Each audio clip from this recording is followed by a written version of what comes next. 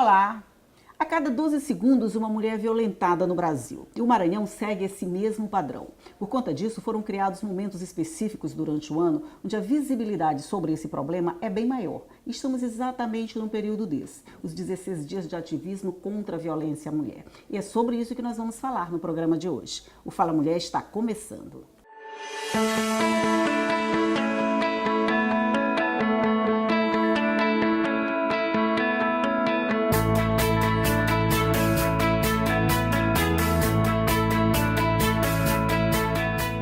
No programa de hoje nós vamos conversar sobre os 16 dias de ativismo pelo fim da violência contra a mulher. E para conversar sobre esse assunto eu tenho duas convidadas aqui, que é a Susan Lucena, que é diretora da Casa da Mulher Brasileira, e a Silvia Leite, que é assistente social da área de saúde e também vice-presidente do Conselho Estadual da Mulher.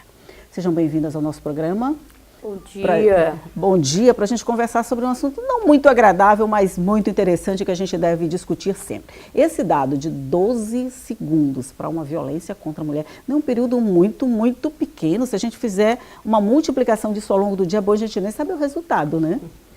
E isso porque são dados subnotificados, né?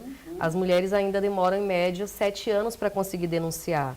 Então, se a gente for quantificar de fato, essa violência, ela é uma violência infelizmente desenfreada. E por que ela é subnotificada? Porque ela acontece entre 4 paredes, ela acontece praticada por pessoa de extrema confiança, por um companheiro, pelo marido, ex-namorado, namorado. Às vezes, muitas vezes, essa denúncia já vem junta com o fim do relacionamento, né? Então, às vezes a mulher suporta muito dentro do relacionamento, então essa é uma violência que a gente precisa tratar sempre. Por quê?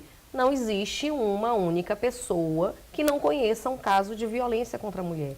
É justamente por isso que a gente precisa levantar essa bandeira e a gente precisa discutir todos os dias para que a gente possa conscientizar a sociedade de acabar essa violência. 7 anos para fazer a denúncia. Por que 7 anos? Tem alguma causa, algum motivo que justifique esse período tão grande para se começar, para a mulher se conscientizar que ela está sofrendo uma violência ou então se conscientizar que ela tem que fazer a denúncia dessa violência? Sim, a naturalização da violência. A violência ela é naturalizada pela sociedade. Quando a sociedade diz mulher que apanha e que não denuncia porque gosta de apanhar. Eu atendi mês passado uma senhora de 45 anos que ela sofre violência há 30 anos. Quando ela foi morar com o companheiro dela, ela tinha 14 anos. Então, assim, ele dominou o ser dela. Então, se ela não conseguia reagir, ela apanhava, ela tinha filho, e maltratada, desrespeitada. Somente agora, 30 anos depois, ela teve coragem de romper e de se posicionar. Mas aí a gente diz assim, é porque ela está esse tempo todo, é porque ela gosta de apanhar, então porque ela gosta dessa situação. Quer dizer, a gente já tem coragem de dizer isso? A gente já tem coragem de afirmar que mulher gosta de apanhar? A sociedade diz muito.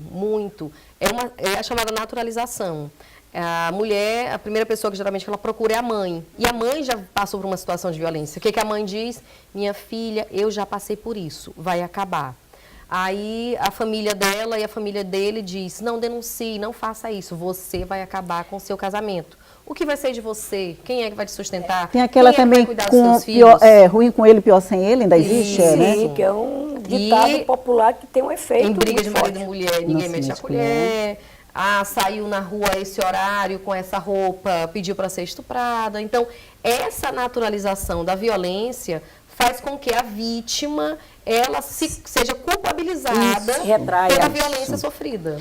E assim, não tem coragem de denunciar, porque é o marido, é o pai do filho, é alguém que ela se entregou a vida inteira por um período de tempo. Então, assim, e a violência psicológica, ela neutraliza qualquer ação que essa vítima, que essa mulher possa ter para quebrar o ciclo da violência. A gente pode dizer que ela é até pior do que a violência física, né? Muito mais. Porque a violência física é visível, né? Mas quando a gente pensa na violência física, sempre junto com a violência física vem a violência psicológica. Sim. Ela é a primeira violência, ela é a violência que ela não é desencadeia as vista, demais. então parece que não existe, né? E ela é que impede da mulher tomar, às vezes, as atitudes que ela pode ter. Então, assim, ela tem uma lei que apoia, ela tem instituições que apoiam, ela tem uma rede de serviço, mas ela fica com medo, com receio, com pena de fazer a denúncia. Então, assim, quando o caso extrapola, quando ela é muito machucada, quebra um braço, uma perna, leva um tiro, aí ela repensa que situação ela vive. E aí ela pode tomar uma atitude.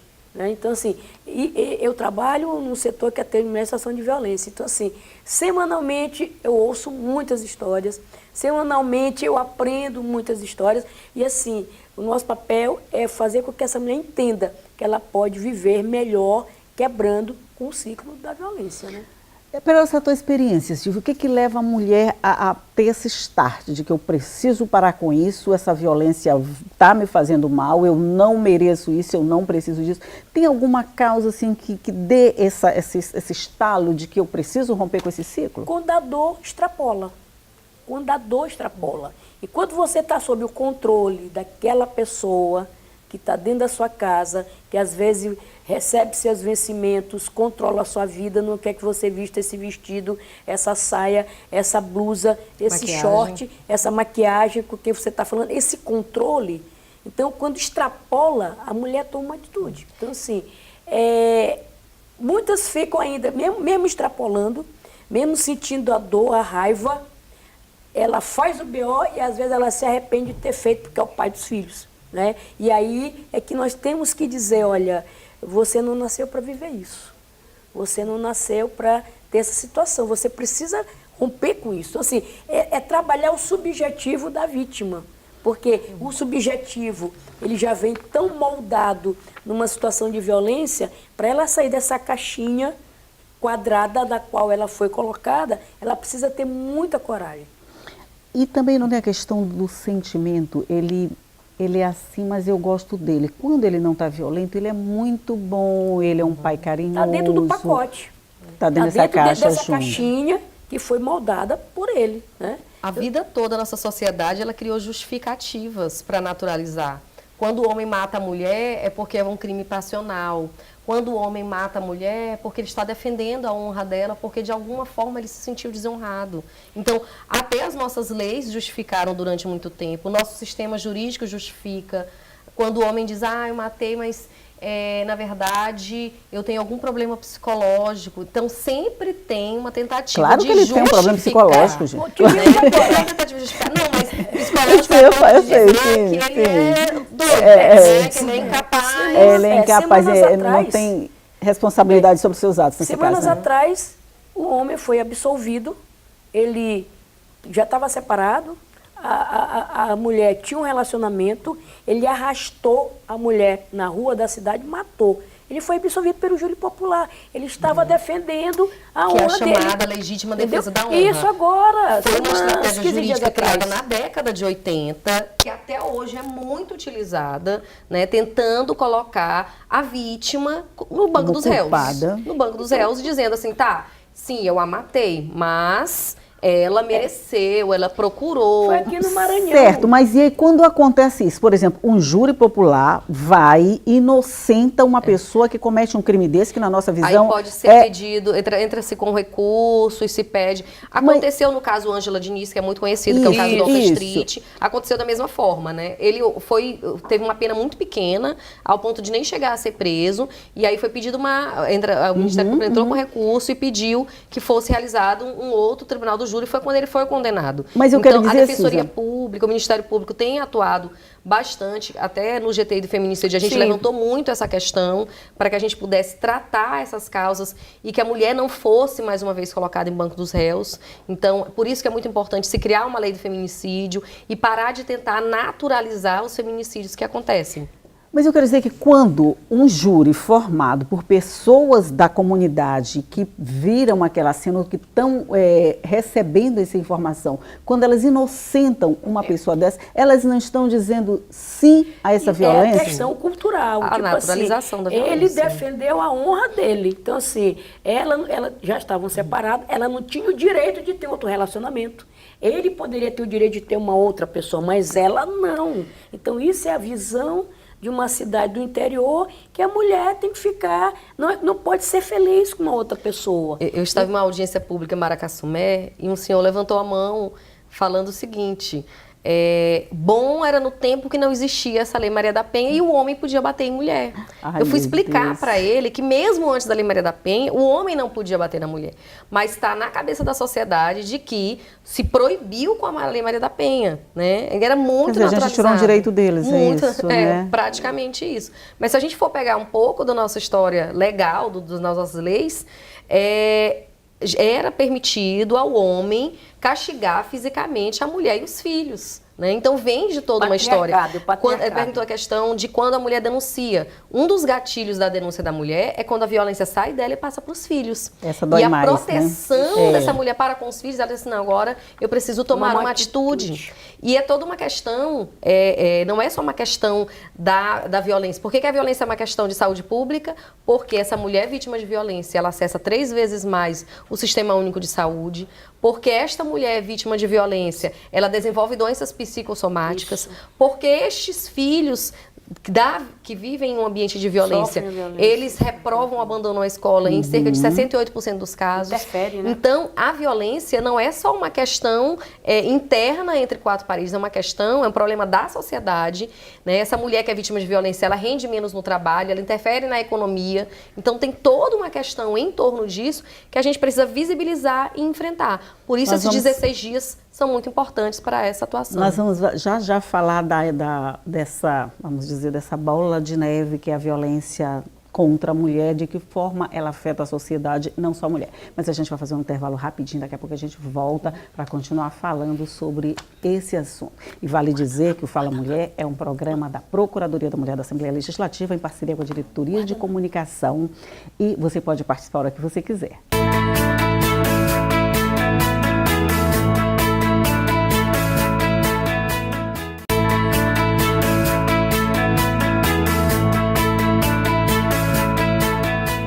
Estamos de volta aqui para mais um bloco de conversa sobre os 16 dias de ativismo pelo fim da violência contra a mulher, e vale registrar que esse programa está sendo gravado aqui na Casa da Mulher Brasileira, só para a gente dar mais ênfase, né, nessa luta que tem sido feita constantemente para visibilizar essa violência.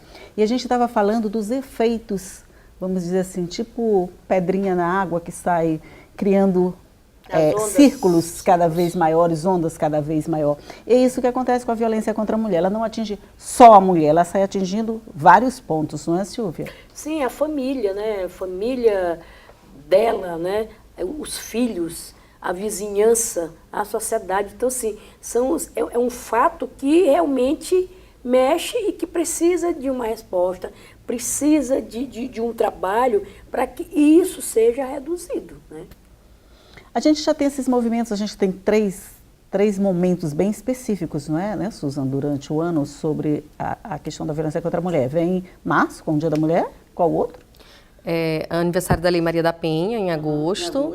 E novembro, dezembro, os 16 dias de ativismo pelo fim da violência contra a mulher. Então, são 3 momentos muito importantes na luta por direitos, né? Porque a violência é uma das questões que nos une para que a gente possa lutar e combater essa violência, dando a visibilidade necessária, mas também a luta e a conquista por direitos, né?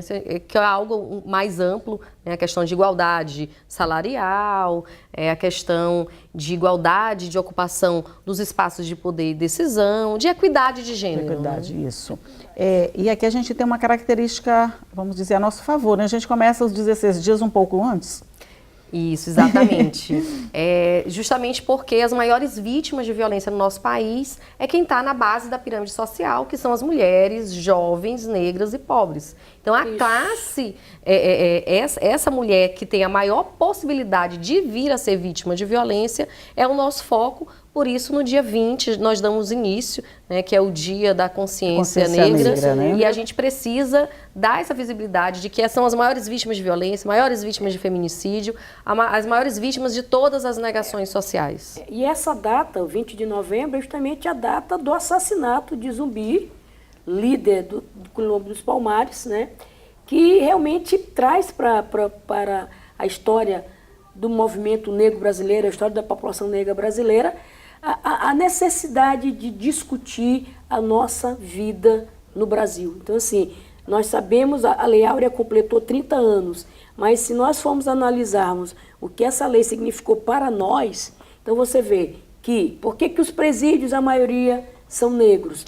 Por que o índice de violência são mulheres negras e jovens negros? Onde é que nós estamos dentro da sociedade brasileira? Então, assim, a Lei Áurea, ela não completou seu objetivo, que era amparar das condições para que essa massa recém-liberta fosse educada, fosse para os espaços de trabalho, tivesse onde trabalhar. O que veio? Vieram os imigrantes, tinha um sistema capitalista industrial já se pondo, então ficamos à margem da sociedade. Os negros foram tirados de onde estavam. Isso. E não foram recolocados em lugar nenhum, não é então, isso? assim, há uma dívida com a população brasileira e, assim, não tem como o país nos pagar por essa dívida, não tem como indenizar, mas pode fazer políticas públicas que venham realmente favorecer que nós tenhamos esse acesso aos bens de consumo e aos espaços da sociedade, né? E você diria que o governo está, vamos dizer, fazendo a parte dele, com a elaboração de políticas públicas, com acesso mais facilitado a essas políticas? Nós estamos numa discussão sobre os 30 anos da democracia. Então, nós tivemos 17 anos de governo de direita. Você tem Sarney, você tem Collor de Mello, Itamar Franco, Fernando Henrique. Aí você tem 13 anos de um governo de esquerda. Lula com 2 mandatos, a Dilma com mandato, mais 2 anos. E agora nós temos um governo de extrema-direita que tudo que foi alcançado nesses 13 anos do governo de esquerda, políticas públicas, igualdade racial, mulher, juventude, direitos humanos, todas essas políticas públicas que foram voltadas para a população brasileira estão sendo ameaçadas porque a extrema-direita não tem nenhum interesse de dar prosseguimento a algo que veio favorecer outras classes. Então, é um governo que luta pelo direito de sua própria classe econômica, sua classe política, e que não tem respeito pelas pessoas, não tem respeito pela população. Então, você vê que teremos que enfrentar o que irá vir, nós temos que estar posicionados para isso, porque teremos ano de embate, né? Já vimos que esses embates já estão sendo declarados. Então, nós temos que estar fortalecidos para dizer, não aceitamos isso, porque apesar de nos chamarmos minoria, somos uma maioria, né? Minoria são eles que retêm o poder econômico, detêm todo o capital, e a grande maioria está aí desprovida, né? Agora, com relação às políticas públicas específicas para gênero, aqui no estado do Maranhão a gente teve um avanço muito grande. O governo do estado tem desenvolvido muitas políticas públicas, criou a Patrulha Maria da Penha, criou o Departamento do Feminicídio, criou a coordenadoria de todas as delegacias da Mulher do Maranhão, garantiu o funcionamento da Casa da Mulher Brasileira. Então, assim, inúmeras políticas que não existiam, que foram recém-criadas e que têm cumprido um papel muito importante. Ampliação do número de delegacias da mulher no estado do Maranhão, criação de patrulhas Maria da Penha em outras cidades do Maranhão. Então, tudo isso, né, a Casa Mulher Maranhense vai ser inaugurada em Imperatriz muito em breve, a criação de outras casas da mulher maranhense que já foram pautadas e que serão criadas no estado do Maranhão. Então, toda uma consolidação da rede de atendimento à violência contra a mulher. Então, as mulheres, elas podem contar com o Estado, né, o poder público, para se fortalecer neste enfrentamento à violência contra a mulher. Os institutos de perícia, né? Foi criado recentemente o Instituto de Genética Forense. Antes, uma mulher estuprada mandava para outro estado para fazer um teste. Demorava muito tempo. O agressor fugia. E agora não. Se faz esse laudo, inclusive, tem fortalecido muito os processos judiciais, porque tem todo esse material probatório. E recentemente um caso de estupro, né?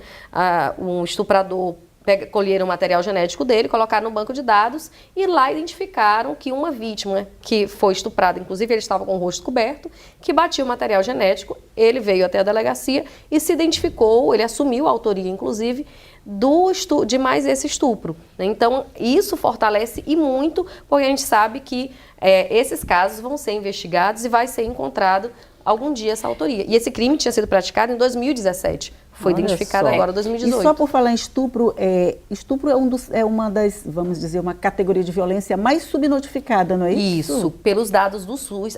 Os dados reais que a gente tem de estupro no Brasil são do SUS. A média, mais de 500 mil de mulheres estupradas por ano e apenas 53 mil mulheres chegam a fazer uma denúncia formal na delegacia. E envolve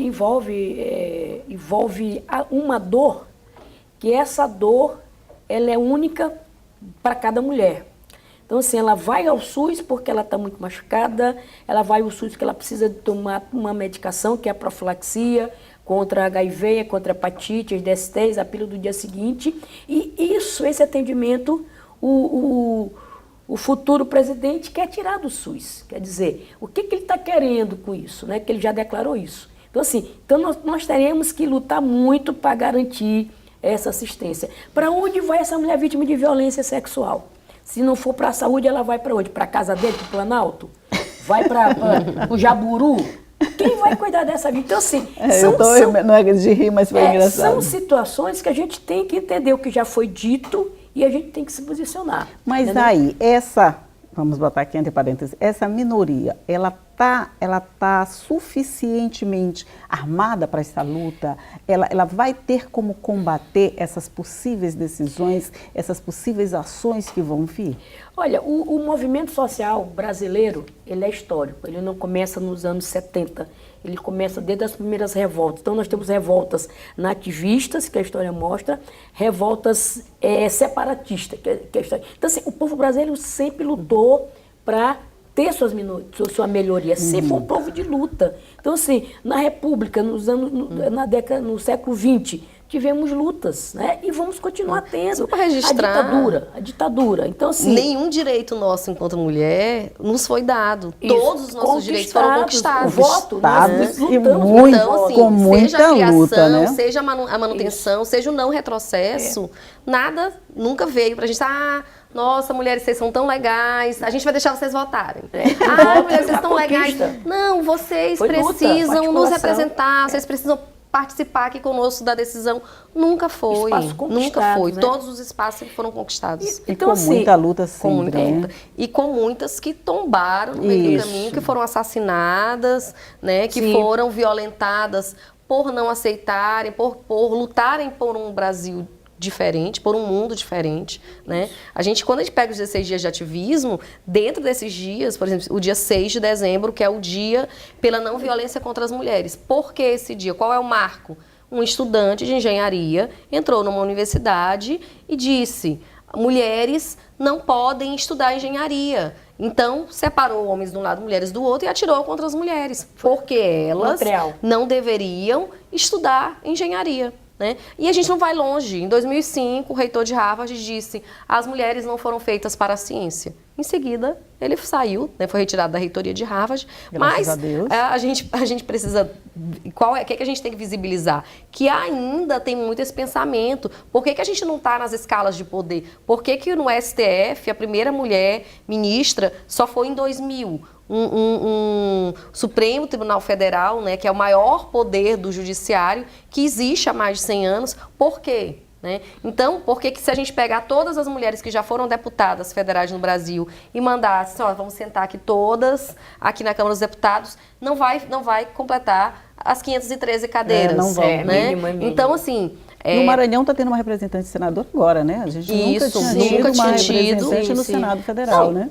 No Brasil todo a gente tem uma mulher governadora. Né? Então, assim, se a gente for pensar ainda a ocupação desses espaços, a gente ainda tem uma visão assim, a mulher o homem está sentado assim, nossa, esse homem é poderoso. A mulher senta, ela é autoritária. Né? Então a gente vai tendo uma visão de o homem tem autoridade, a mulher é autoritária, né? O homem trabalha muito, nossa, ele é esforçado. A mulher trabalha muito, ela só pensa em trabalhar, não quer ter uma vida social. Está esquecendo os filhos, tá esquecendo. Quando ela vai fazer uma coisa é porque ela está deixando de uma cidade outra do Maranhão, de lado, né? Há um tempo atrás, a gente organizou as conferências intermunicipais de direitos da mulher. Um prefeito, ele chegou e disse, o problema da educação no país é porque as mulheres saíram de casa para trabalhar. Olha, com essa eu vou encerrar o bloco, porque depois dessa declaração a gente precisa de um tempinho para assimilar essa informação. A gente vai para o intervalo, daqui a pouco a gente volta para continuar falando sobre esse assunto.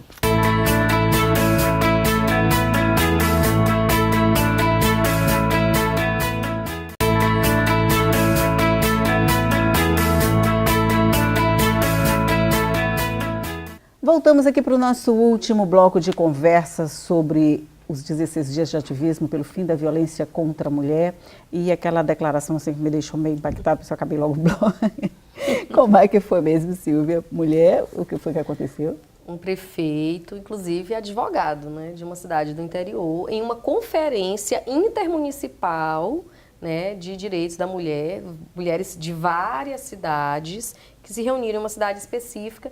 E nessa cidade, esse prefeito disse, o problema da educação é porque as mulheres saíram de casa para trabalhar e esqueceram os filhos. Sendo que ele tem 3 filhas, né? E a reação na hora? A reação, nossa, o pessoal, todo mundo ficou chocado. Obviamente, eu esperei o meu espaço de fala e fiz o seguinte questionamento. Primeiro que eu não sabia que a mulher fazia filho sozinho e que a responsabilidade dos filhos era única e exclusivamente das mulheres. Exatamente. Né? Então, essa naturalização ainda de que a mulher ela não está pronta para ocupar determinado espaço, ela faz com que... um dos, inclusive, das possibilidades de feminicídio é quando o menosprezo ou discriminação à condição de mulher. Quando acha assim, nossa, essa mulher não devia ser minha chefa, porque como é que eu vou ser chefiado por uma mulher? Eu não aceito isso. Então eu vou matá-la. Essa é uma forma de feminicídio, né? Então, ainda acontece muito ainda, né? Tem muito homem que não aceita. E a gente pensa assim, não, isso é coisa de pessoas intelectualmente, vamos dizer assim, que não tem um avanço intelectual, que não são bem formados. Mas quando você vê um prefeito, um advogado dizendo uma coisa dessa, você passa a repensar esse posicionamento, né? E assim, toda essa fala, que é uma fala preconceituosa, é a expressão da questão de gênero. Então, assim, que independe de classe social, que independe de etnia, que independe de credo religioso, é o fato de ser mulher. Então, assim, a mulher, quanto mais ela cresce, ela avança, ela é observada, ela é questionada, ela incomoda. Então, assim, você vê no judiciário brasileiro, tivemos, há 2 meses atrás, uma advogada negra que estava defendendo uma causa, foi expulsa do tribunal, algemada, porque a juíza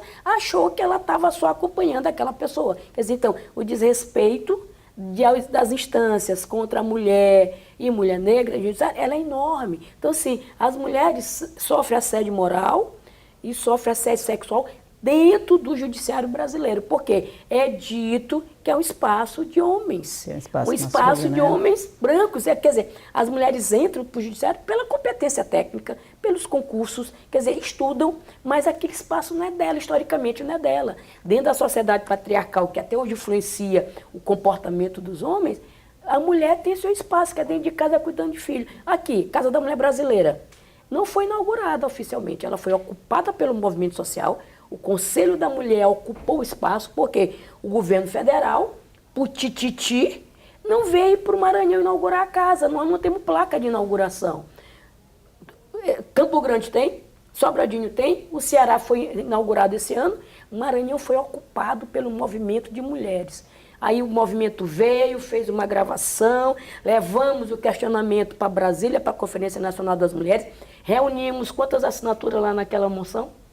Nós reunimos acho que cerca de 500 assinaturas. 500 assinaturas, e aí a secretária nacional de Política para as Mulheres, vendo a pressão, mandou um ofício que podia fazer a mudança dos organismos para cá. Então, assim, mas verdade, e aí, depois verdade, dessa assim, situação? houve uma pressão do governo do estado. Isso.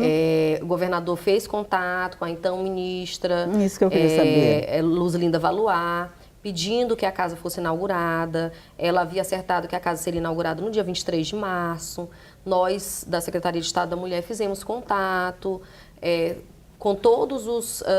a gente já tinha recebido o mobiliário, precisava apenas ser montado. Fornecemos para a empresa toda a mão de obra. A gente montou tudo, deixou a casa pronta para ser inaugurada nesse dia.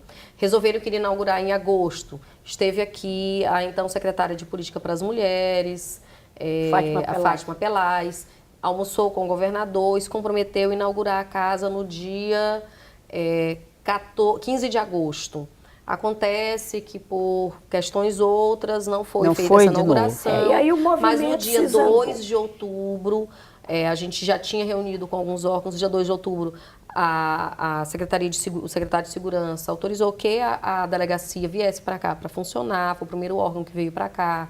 Em seguida veio o centro de referência e a gente foi tratando com os demais órgãos para que eles ingressassem. Resumo, só me diz, até hoje, ela está sem a casa está em pleno funcionamento. Mas sem a inauguração oficial. Não houve inauguração. Não houve inauguração. A gente tem toda a documentação para garantir o funcionamento da casa. Tem o habite, tem toda a documentação. Então, assim, a gente tem o diálogo contínuo com o governo federal, a gente dialoga com elas sabem do funcionamento, nos chamaram para participar. Isso não invalida de forma nenhuma todas as ações que são desenvolvidas aqui, não é? Até porque... Assim, não é uma condição, a inauguração não é uma condição sine qua non para o funcionamento de um órgão público. É um ato meramente protocolar. Isso é a expressão. Então, assim, o fato da gente colocar a casa em funcionamento é o que garante, é essencial para que as mulheres vítimas de violência saibam que hoje tem um órgão que funcionam todos os serviços de enfrentamento da violência contra a mulher para a diminuição dessa violência.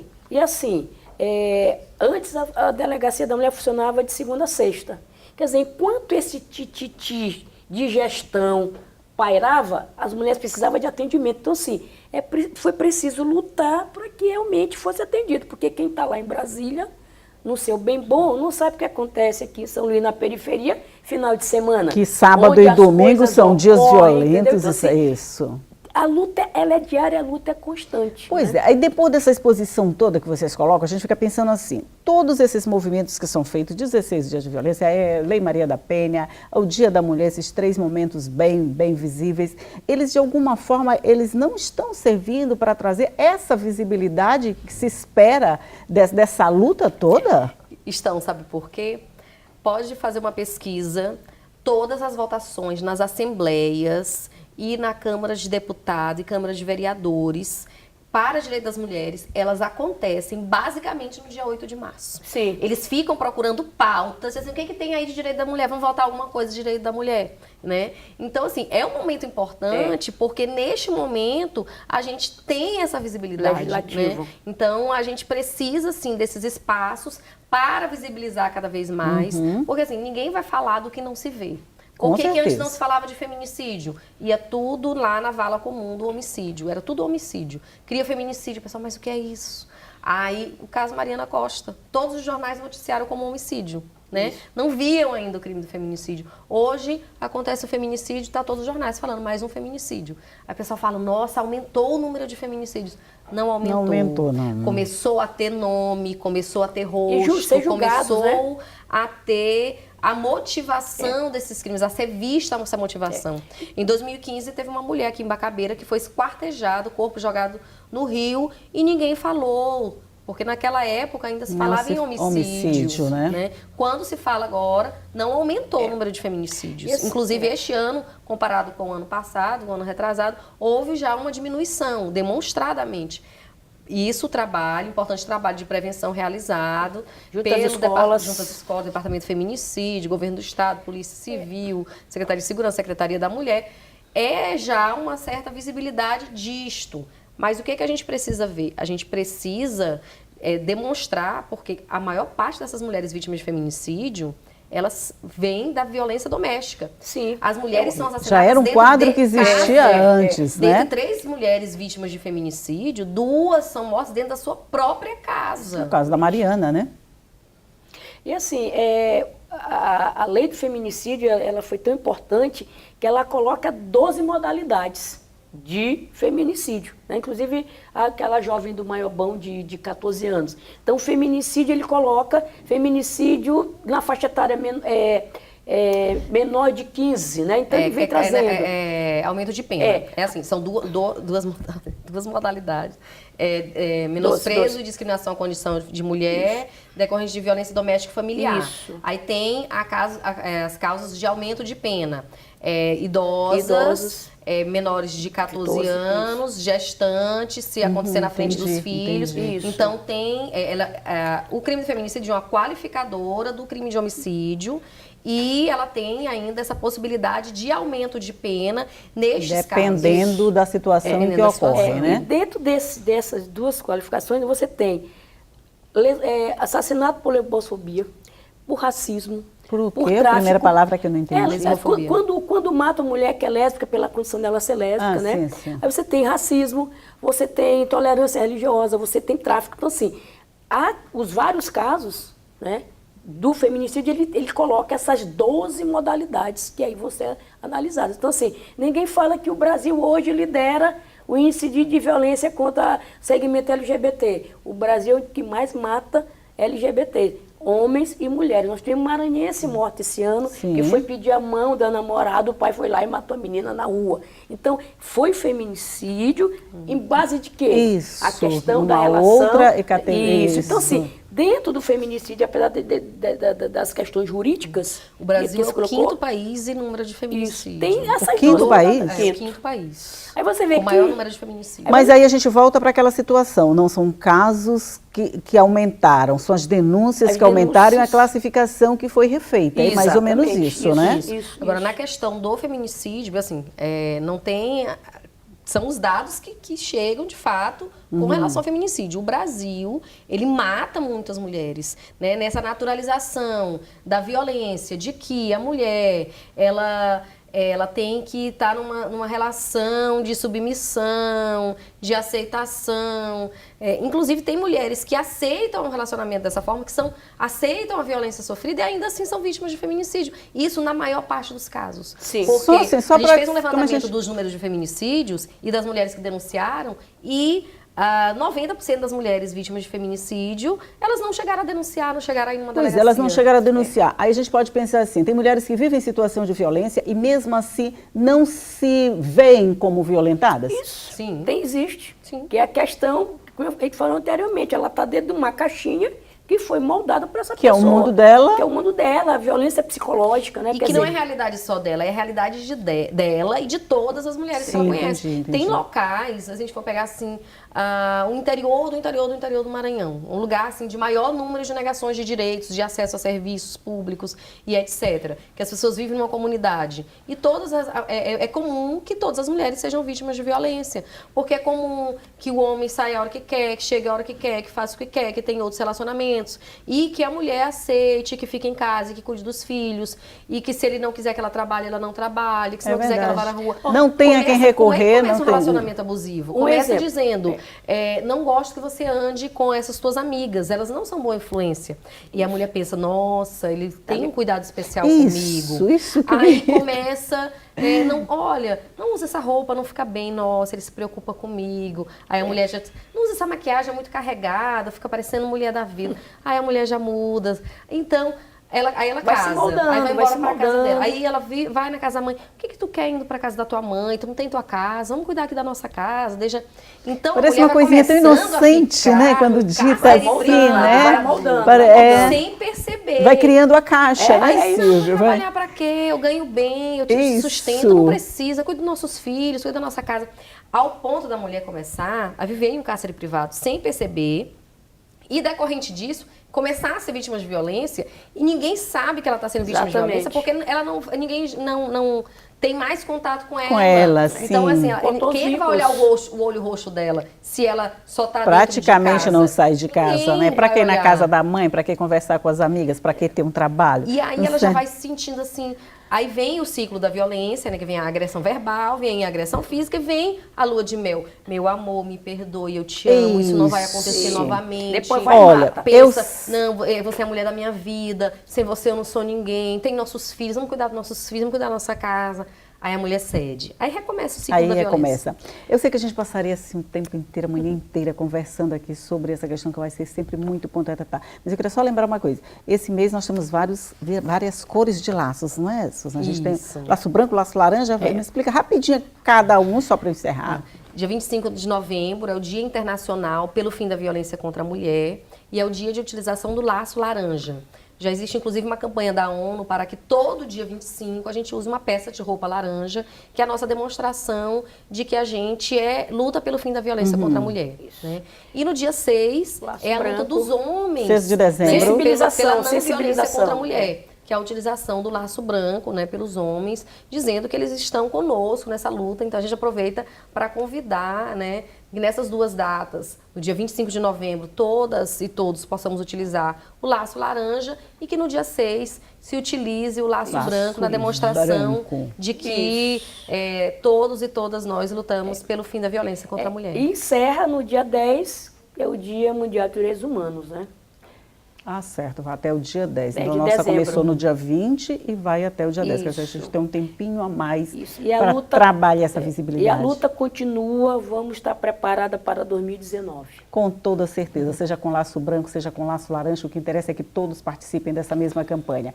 A campanha 16 dias de ativismo pelo fim da violência contra a mulher. Mas esse ativismo acontece o ano todo e depende da participação de todos e de todas, não só de mulheres, mas de toda a sociedade que não concorda com esse tipo de violência. Suzana Lucena, Silvia Leite, muito, muito obrigada pela participação de vocês Agradeço a mais uma vez no nosso participação. programa. E bom dia aos ouvintes do programa Fala Mulher. Agradeço muitíssimo, é um excelente espaço para que a gente possa dar essa visibilidade, né, nesse momento que a gente precisa destacar cada vez mais, inclusive, os trabalhos da Casa da Mulher Brasileira, para que as mulheres maranhenses conheçam e possam buscar os serviços, né, todos esses serviços que estão aqui de atendimento à violência contra a mulher. Ok, muito obrigada a você também. Você já sabe que esse programa é um programa da Procuradoria da Mulher, da Assembleia Legislativa, feito em parceria com a Diretoria de Comunicação Social e que você pode participar enviando sugestões de assuntos que você gostaria de ver discutido aqui. Quem sabe, de repente, essa sugestão não pode se transformar em tema do nosso programa. A gente espera a sua participação. Escreva para a gente, entre no nosso site, faça de qualquer forma, contanto que participe. Tchau e até a próxima.